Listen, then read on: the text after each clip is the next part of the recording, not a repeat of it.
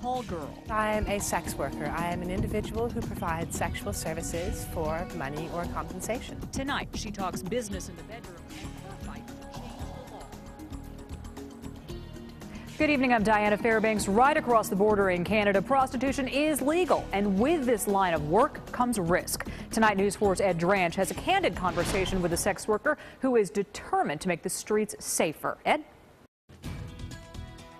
And Diana, many sex workers are afraid to come forward. They have families, other jobs. But Nikki Thomas is quite outspoken on the issue.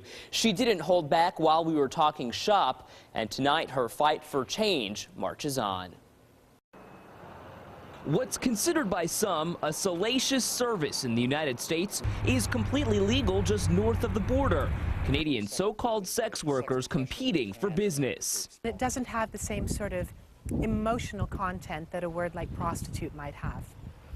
But with all due respect, you are a prostitute. Yes, I am. At 31 years old, Nikki Thomas has been selling sex for 5 years.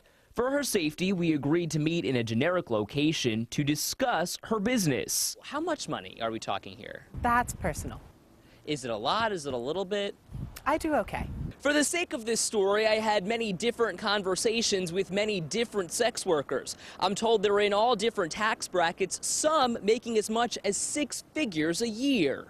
But deep in the fine print on prostitution, there's a catch. The problem is that the way to do it the most safely is the way that's also considered to be illegal, which is in the privacy of your own home where you have control over the surroundings. According to Canadian law, it's illegal to have sex for money in a location set up for that purpose. That's known as a common bawdy house.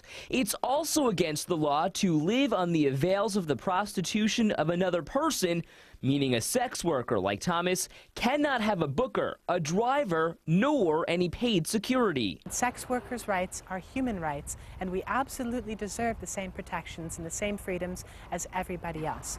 She and the other sex professionals of Canada are taking on the government, petitioning for the repeal of those laws, taking their case all the way to the Supreme Court. We do feel that the state has no business in the bedrooms of the nation, and what happens behind closed doors should not be interfered with in any way by the laws or by other parts of society. Some agree with Thomas. I believe it would be a good thing to have laws to protect people in their businesses, and this is another business. Others are absolutely against having the laws overturned. I just don't believe in legalizing it because I think it's contributing to allowing the prostitution. They're worried that it's going to lead to a huge influx of sex workers coming from other parts of the world. They're worried that it's going to lead to an increase in trafficking, and that simply isn't the case. The truth is, all that's going to happen is that one of the most marginalized and vulnerable groups in society will finally have access to the justice system and to the same protections and rights as everybody else already has. Have you ever been in a situation where you had to say, whoa, yes. Easy there? There have been a couple of times when I've had to slow people down and make sure that they didn't push my boundaries, and they responded appropriately. But in the case that a client doesn't respond, Thomas has no legal way of getting help. So she does her homework, getting a client's name, phone number, and a physical description. A friend, she says, always has that information.